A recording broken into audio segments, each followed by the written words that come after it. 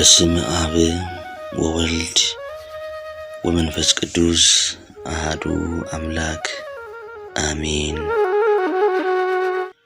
የረቡዕ ድርሳነ ማሕየዊ።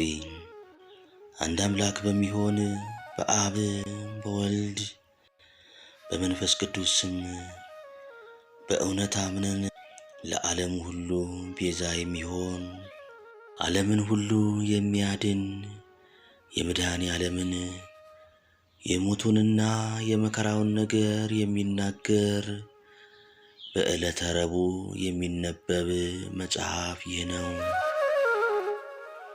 በነጋም ጊዜ ጌታችን ኢየሱስን ይገድሉት ዘንድ የካህናቱ አለቆች ጸሐፊዎችና መምህራን ተማከሩ። ከእስር ቤት አውጥተው በጽኑ ገመድና ሰንሰለት አስረው ወደሚፈረድበት አደባባይ ወሰዱት። ከቀያፋ ቤት እስከ ፍርድ አደባባይ ድረስ 133 ጊዜ በተነጠፈ ደንጊያ ላይ ጎተቱት፣ ያለ ርኅራኄ መቱት። ብዙ በደበደቡትም ጊዜ ፈጽሞ ከምድር ላይም ወደቀ። ዳግመኛም እየደበደቡ ከፊታቸው አቆሙት።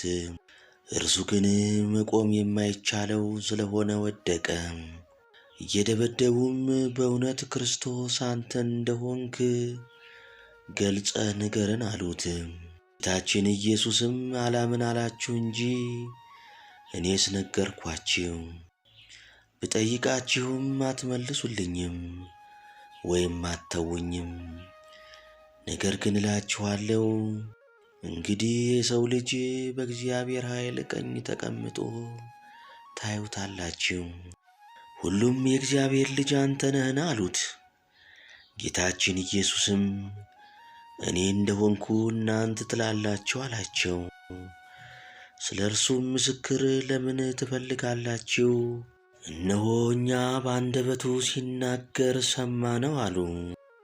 ሁሉም በአንድነት ተነስተው እየደበደቡ ወደ ጲላጦስ ወሰዱት። ጲላጦስም ወደ እነርሱ ወጥቶ ይህን ሰው ወደ እኔ ያመጣችሁበት ነገሩስ በደሉስ ምንድን ነው አላቸው። አይሁድም መልሰው ክፉ አድራጊስ ባይሆን ወደ አንተ ባላመጣ ነው ነበር አሉት።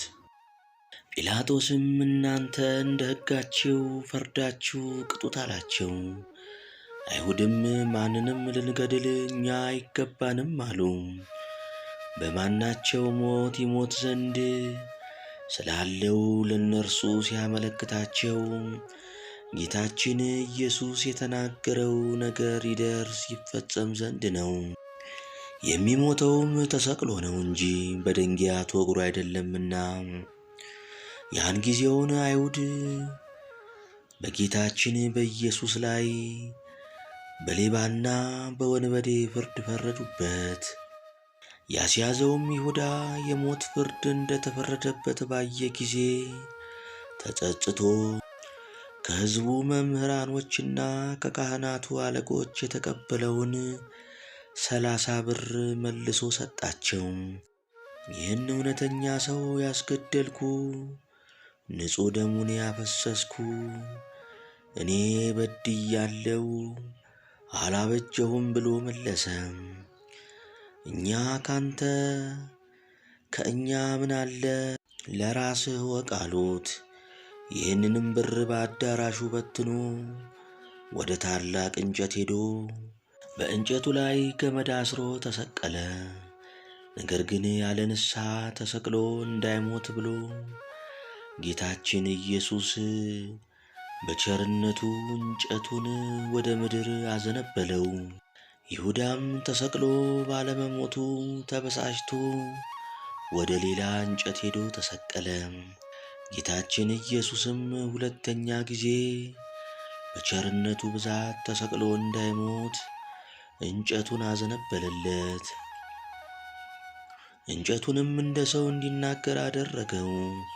እንጨቱም እንደ ሰው ተናግሮ እንደ ወንድም እንደ ጴጥሮስ ስለ ኃጢአት ንስሐ ገብታ አልቅስ አለው። ጴጥሮስን ይቅር እንዳለው ያንተንም ኃጢአትህን ይቅር ይልሃልና።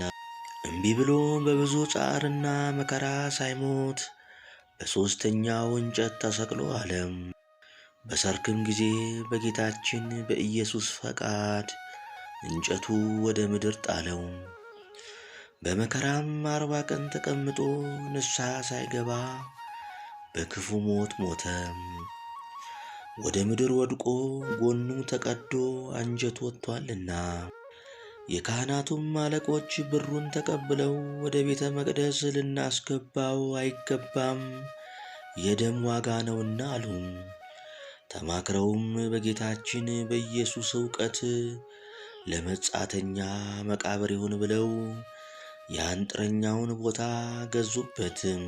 ጌታችን ኢየሱስ ለድሆችና ለእንግዶች በሕይወታቸውም በሞታቸውም አለኝታቸው ነውና፣ ይኸውም ቦታ እስከ ዛሬ ድረስ የደም ቦታ ሲባል ኖረ። የእስራኤል ልጆች የተስማሙበት ክቡር የሆነ የጌታን ዋጋ 30 ብር ተቀበሉ ብሎ ነቢዩ ኤርምያስ የተናገረው ያን ጊዜ ተፈጸመ። ለአንጥረኛ ቦታ ሰጡት በማለት እግዚአብሔር እንዳዘዘኝ እናገራለሁ ያለውም ደረሰ። አይሁድም ጌታችን ኢየሱስን ጲላጦስ ወዳለበት ቦታ ወሰዱት። ሲገባም አይተው ከዚያ ቦታ ቆመው የነበሩ ጦሮች ሰገዱለት።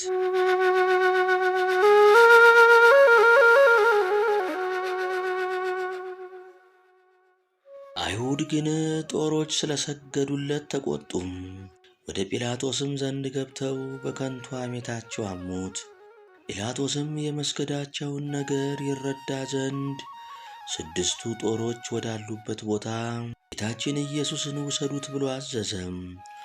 ጦሮችም በኃይል እየሳቧቸው ሳለ ጌታችን ኢየሱስን ባዩት ጊዜ ሰገዱለት። አይሁድም ይህን ተአምራት አይተው እንዲህ ያለ መድኃኒተኛ ሰው አላየንም ብለው ጮኹ። ከዚያም በጲላጦስ ጦሮች ወዳሉበት ቦታ ወጣ። በጲላጦስም ፊት ለጌታችን ለኢየሱስ እሊህ ጦሮች 3 ጊዜ ሰገዱለት። ለጌታ እንዳይሰግዱለት ኃይለኞች ሰዎች በገመድ ሲስቧቸው ከማፈራቸው ብዛት የተነሳ እንደ አስማተኞች እንደ ኢያንበሬስ አስማተኛ ነው አሉት። ከማፈራቸው ብዛት የተነሳ ከጲላጦስ ፊት ወስደው አቁመው ጌታችን ኢየሱስን አጣሉት፣ አካሰሱት። ለቄሳርም ግብር እንዳይሰጡ ሕዝቡን ሊያስከዳቸውና ሲከለክላቸው አገኘነው እያሉ እርሱም የእስራኤል ንጉሥ ነኝ ይላል። የእግዚአብሔርን ለእግዚአብሔር አድርጉ፣ የቄሳርን ለቄሳር ስጡ ካላቸው በኋላ ሐሰተኞች ሆነዋልና። እርሱም ስለ ትሕትናው ግብሩን ከሰጣቸው በኋላ ጲላጦስ የአይሁድ ንጉሥ አንተ ነህን ብሎ ጠየቀው። ጌታችንም መልሶ እኔ ንጉሥ እንደሆንኩ አንተ ትላለህ አለው። ይህ ሰው ሰንበትን የማያከብር የእግዚአብሔር ወገን ያይደለ ነው እያሉ ያጣሉትም ያካሰሱትም አሉ። በሰንበት ድውያንን አዳነ፣ የዕውራንንም ዓይን አበራ፣ የሞቱትንም ሰዎች በሰንበት አስነሳ። በሥራ ሁሉ ሰንበትን ሻሪ ነው። እንዲህ ሲያጣሉት ሲያካስሱት፣ እርሱ ግን ምንም አልመሰላቸው። ዳግመኛም ጲላጦስ እሊህ ይህን ያህል ሲያጣሉ ሲያካስሱ አትሰማቸውምን አለው። ጌታችን ኢየሱስም ሹሙ ፈጽሞ እስኪያደንቀው ድረስ አንዲት ቃል ስንኳ አልመለሰም። በሰንበት ተአምራት የሚያደርግ ጌታችን ግን አባቱ በሰንበት ተአምራት እንዲያደርግ እርሱም በሰንበት የታመሙትን በእውነት አዳናቸው። የዕውሮቹንም ዓይን በሰንበት አበራ፣ የሞቱትንም በሰንበት አስነሳቸው። በአዳራሹም ውስጥ እጁ የደረቀች አንድ ሰው አገኘ። አይሁድ ግን ያጣሉት ያካስሱት ዘንድ በሰንበት ያድነው እንደሆነ ብለው ይጠባበቁት ነበር። ጌታችን ኢየሱስም ይህን እጁ የደረቀችውን ሰው ተነስተ በመካከላቸው ቁም አለው።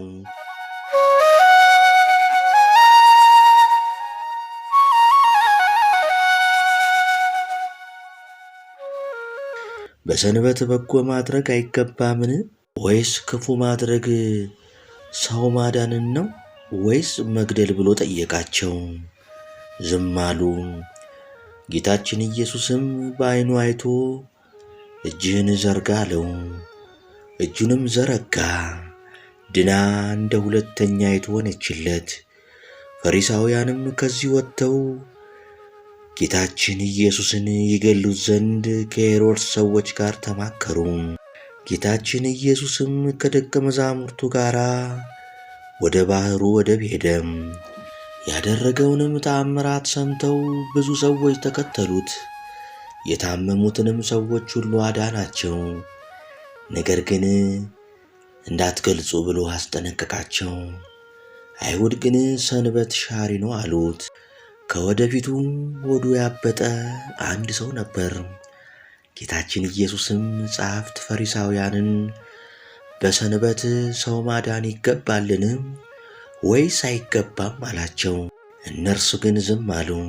ጌታችን ኢየሱስም ይህን ሆዱ ያበጠውን ሰው ይዞ በሰንበት አድኖ ሰደደው። አይሁድ ግን ሰንበት ሻሪ አደረጉት። 18 ዓመት ጋኔን ይዞ የሚጥላት አንዲት ሴት ነበረች። እርሷም ጎባጣ ነበረች፣ ፈጽሞም መቆም አትችልም።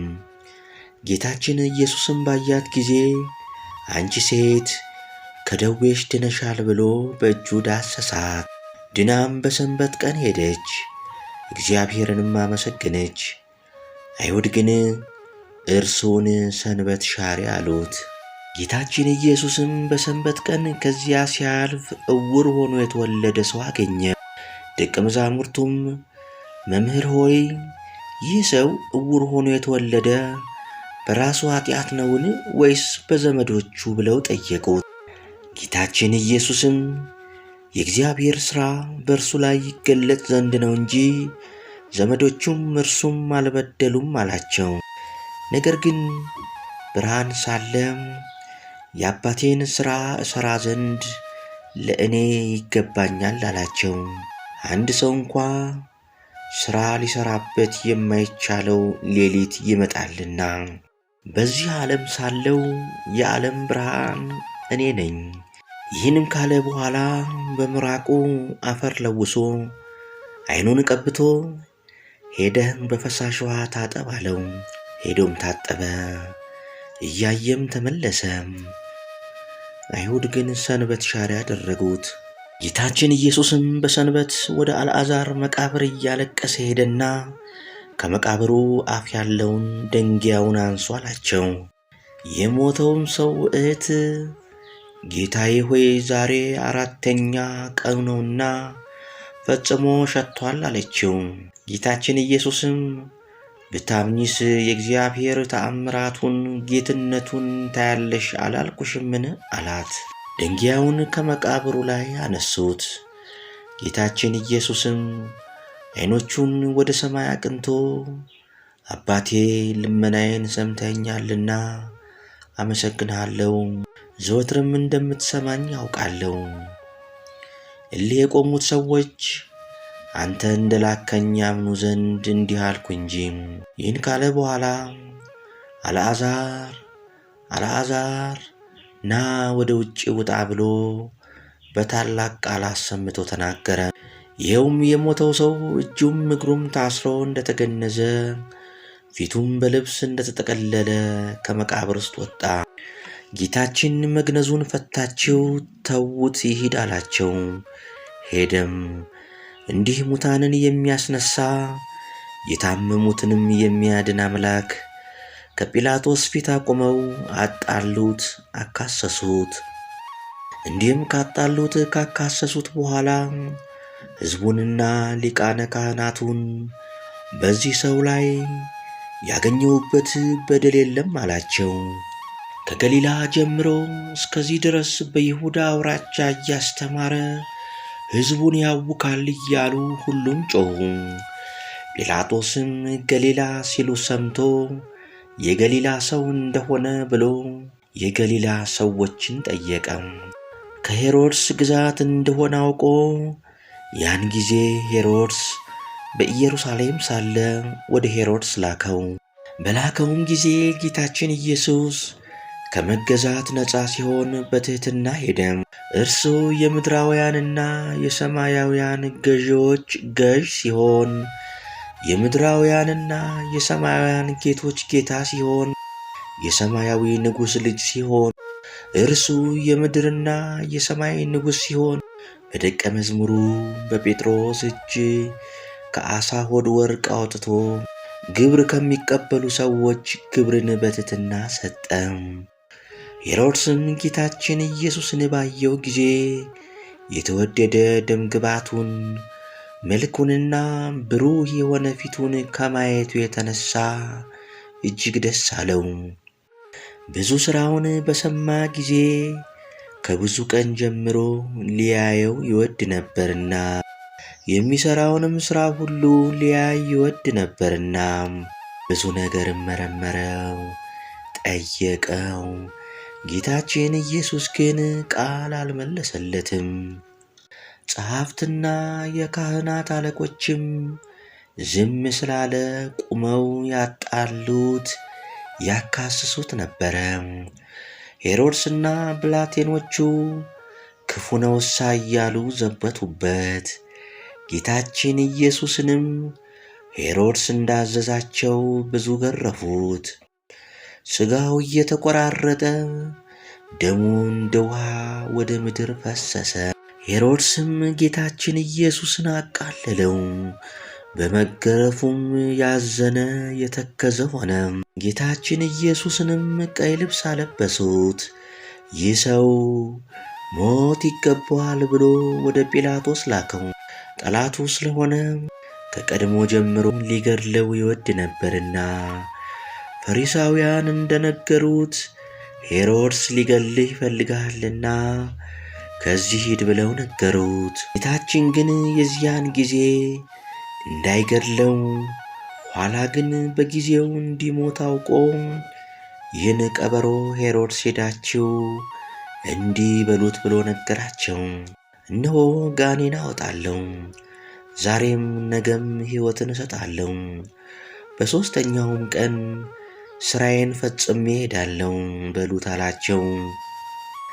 ለመምህር በኢየሩሳሌም እንጂ ከኢየሩሳሌም ውጪ ሊሞት አይገባውምና በዚህችም በመከራው ቀን የፍቅርና የእርቅ ቀን፣ የይቅርታ ቀን፣ ኃጢአት የሚሰረይባት ቀን፣ የሕይወትና የደህንነት ቀን ናትና ከቀድሞ ጀምሮ ጸብ፣ ክርክር የነበራቸው ጲላጦስና ሄሮድስ ያን ጊዜ ተፋቀሩ። ጲላጦስም ከአደባባይ ገብቶ ጌታችን ኢየሱስን ጠርቶ የአይሁድ ንጉሣቸው አንተ ነህን? አለው። ጌታችን ኢየሱስም መልሶ ይህን የምትናገረው ከልብህ ነውን? ወይስ ሌሎች ሰዎች ነገሩህን? አለው። ጲላጦስም እኔ አይሁዳዊ ነኝን? ወገኖችስ የካህናት አለቆችም ወደ እኔ ያመጡ አይደለምን? ምን ላድርግህ? አለው። ጌታችን ኢየሱስም መንግሥቴስ በዚህ ዓለም አይደለችም ብሎ መለሰ። መንግሥቴስ በዚህ ዓለም ቢሆን አይሁድ ይዘው ወደ አንተ እንዳያመጡኝ ብላቴኖቼ በተዋጉልኝ ነበር።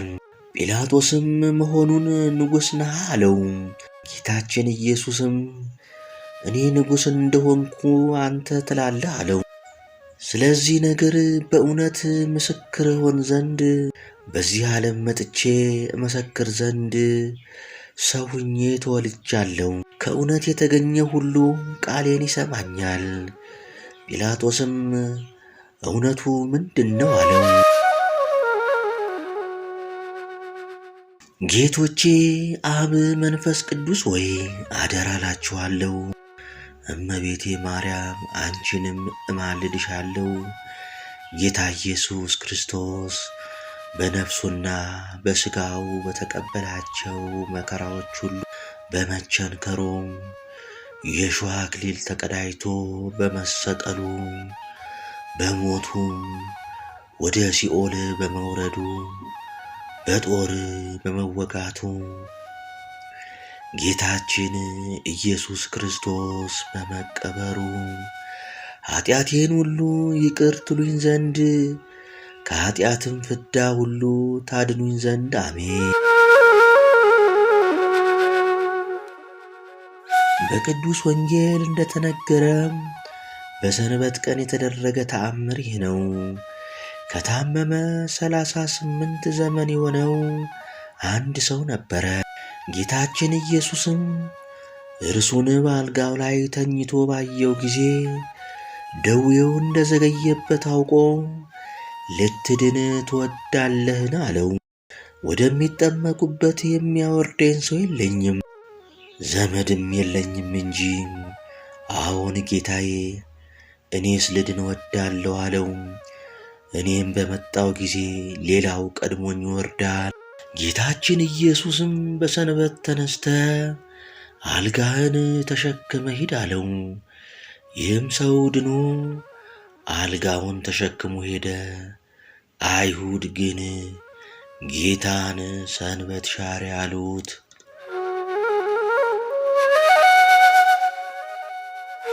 የረቡዕ አርኬ ሊገሉ ተባብረው የካህናት አለቆች ባንተ ላይ የተማከሩብህ በሰው ፍቅር ገመድ የተያዝ ክርስቶስ ሆይ የቸርነት ነገር በመናገር አያልቅም። የትሕትና ምስጢሩ ቀዋሚ ነው። በነግ ከግዞት ቤት ያወጡ ክርስቶስ ሆይ ከቀያፋ ቤት ጀምሮ እስከ ፍርድ አደባባይ በተሳለ ደንጊያ ላይ አይሁድ የጎተቱ በየዕለቱና በየወራቱ ጠብቀኝ። ቸር እረኛ አንተነ እንደ ምንደኛም አይደለህምና ጦሮች በአይሁድ ፊት የመንግሥትህን ገናንነት ይገልጡ ዘንድ በፊት የጦሮች ራሶች የሰገዱልህ ክርስቶስ ወደ ጲላጦስ ቦታ ባገቡ ጊዜ አቤቱ አንድ ሳይቀር ዕዳዬን አጥፋ። ጦሮች በአይሁድ ፊት የመንግሥትህን ገናንነት ይገልጡ ዘንድ በፊት የጦሮች ራሶች የሰገዱልህ ክርስቶስ ወደ ጲላጦስ ቦታ ባገቡ ጊዜ አቤቱ አንድ ሳይቀር ዕዳዬን አጥፋ፣ ቁጥሩ ፈጽሞ ብዙ ነውና። ለማጣላት በጲላጦስ ፊት ያቆሙ የእናት ዘመዶች በመፈራረቅም የሰደቡ ልማድ ኃጢአት ማስተስረይ የሆነ ክርስቶስ በገቢርና በሐልዮ ብበድል የኔ የባሪያህን ኃጢአት አታስብ።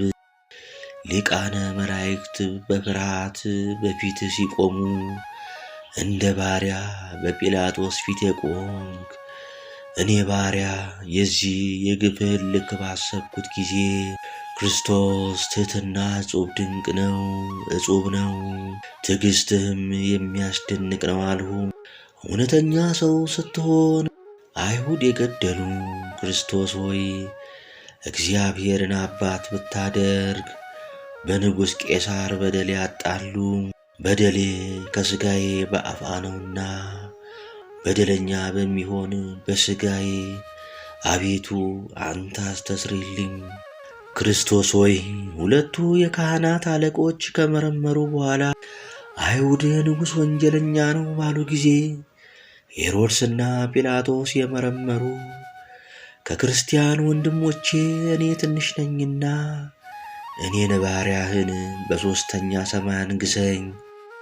ክርስቶስ ሆይ በልባቸው ከራቁ ዘንድ አንተን ከማክበር ተለይተው የሄሮድስ ወታደሮች በትሕትና የዘበቱብህ ቁጥሩን ማወቅ እስኪሳናቸው ድረስ አይሁድ የገረፉ አንተን ለመያዝ በተጉ ጊዜ የአይሁድ ወገኖች እንደወደቁ ጠላቶቼ እንደነሱ የኋሊት ይውደቁ።